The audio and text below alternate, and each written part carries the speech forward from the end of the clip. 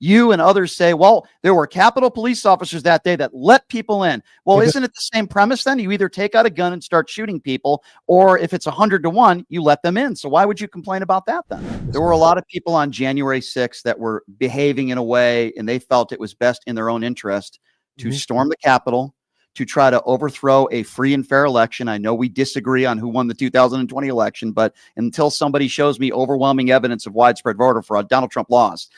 There were people that thought they were in there. Ashli Babbitt, who I did want to bring up with you, thought that she was acting in her. Listen, I respect her service. I really do. It's a very sad story. But that whole situation was investigated. She was there because she thought the election was stolen. And she somehow, in my opinion, was radicalized. Very sad. And she tried to break through a window. And as she was trying to break through the window, there was a guy with a gun, and people were heard saying, there's a gun, there's a gun. And she lost her life because of it. And it's very, very sad. I don't see that situation happening in that way. I believe that as a member of law enforcement, which Michael Bird was, a lieutenant with multiple infractions with his firearm, shot 120-pound woman, and that's probably her wet weight, 120-pound woman with no weapons or nothing, and shot her in the neck. So those people, I could tell you, look, every time I see like a police shooting, I look at it. I'll give you an example. Just recently, January 6th was killed by an officer involved shooting. Correct.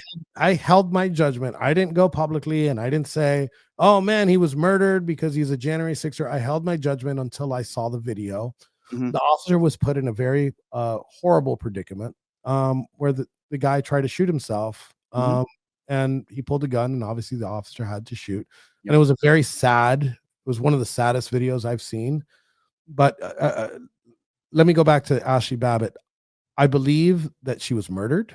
I believe that he acted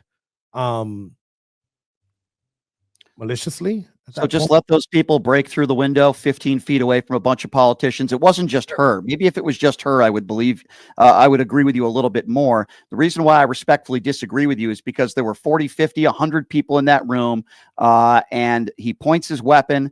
They shouted out multiple times, he's got a gun, he's got a gun. That did not deter her. And again, 15 feet away from politicians that were there. What would have happened if they broke through that window? There were people there that admitted they wanted to do harm to Mike Pence and some other politicians. What would have happened if that officer had just let them break through that window and got at those politicians? What do you think would have happened next, Enrique? Okay, so I go back to at least my little bit of experience as being a security contractor. With a crowd that big, you shouldn't shoot into that crowd because things could get a lot worse by doing so. Just let them go. Just let them go. That's it. At that point, you have no other choice but to let them Then go. why is it that I hear people like you complain about some of these Capitol police officers that let people in? You can't have it both ways. I've heard you and others say, well, there were Capitol police officers that day that let people in. Well, isn't it the same premise then? You either take out a gun and start shooting people, or if it's 100-1, you let them in. So why would you complain about that then? Well, I didn't complain about the officers letting anybody in. I never complained about it. I said that was a fact, that they did let people in. So do you agree with that action then, that behavior? I believe that you shouldn't shoot into a crowd of people. Well, you have two choices. You either shoot or you let them in. Yeah, you have two choices. At that point, I believe that he should have let them in, because here's another thing. Let's say they would have broken through the door. Let's say instead of just Ashley Babbitt breaking through the door, those 50 to 100 people that you say, what are 32 rounds going to do? You're going to piss off the crowd, and it would have gotten a lot worse. At that point, that's why some of those officers also let people in. At that point, there's nothing you can do. Well, what you're not going to like what I'm about to say, but I do believe that we disagree on this. I think Ashley Babbitt did it to herself. She was radicalized. She should have never been there on that day to begin with. She was breaking. I disagree with you, and I believe that she broke the law. Would you agree on that? She was breaking the law that day. Can we agree on that? So can we agree that George Floyd broke the law? Right? Because under that same premise, he was in handcuffs on his stomach. No, but hold on a second. George Floyd was on his stomach in handcuffs.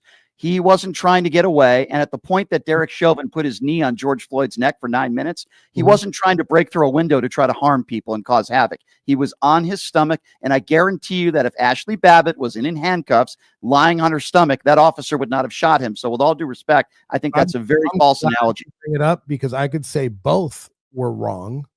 Right. I could say both were wrong. And a lot of these officer involved shootings were wrong. Some of them were justified.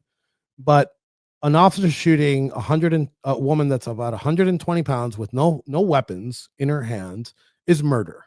And I hope that the Department of Justice were to investigate and prosecute Michael Byrd because that's what he deserves. Would you say that Brian Sitnick's death was a murder? No, it wasn't. Why not? Showed that. Right. The autopsy showed that he died of natural causes, but the medical examiner was on the record as saying he believed the events that took place the day before helped lead to the condition that Brian Sitnick was in. So do you disagree with the medical examiner? No, I would say possible, yes, but it's not a murder. Obviously, the autopsy showed that nobody was charged with it. So, well, there were people that were charged with assaulting him. I could say, hey, look, Officer Sitnick shouldn't have died, right? He shouldn't have been pepper sprayed. Yeah, I agree with that. Right. But I don't understand how you that one and Floyd, but when it comes to Ashley Babbitt, you're kind of like she deserves it. Well, again, George Floyd was on his stomach with his hands behind his back, handcuffed. He was in custody. If Ashley Babbitt was in custody and she wasn't threatening anybody, then I would agree with you. But she didn't obey commands to stop. There was a gun pointed at her. People yelled multiple times, there's a gun, and that didn't stop Ashley Babbitt from continuing. At a minimum, her actions were very ignorant that day. And the problem I have is, while you disagree with it, this was investigated. And that officer, it was found no wrongdoing. Now, you can disagree with the investigation. That's fine. Well, but the truth about this, when we talk about, let's say, how about now, if I come back on your show and Pam Bondi decides to press charges against Michael Byrd and he is found guilty, would you then change your opinion on it? And I'll tell you what I wouldn't do. I wouldn't do what you're doing with respect. And I wouldn't say it was a jury that was tainted and they were a bunch of right wingers. I don't believe the judge. I just find it interesting that every case that doesn't go your way, that you disagree with, it must have been rigged.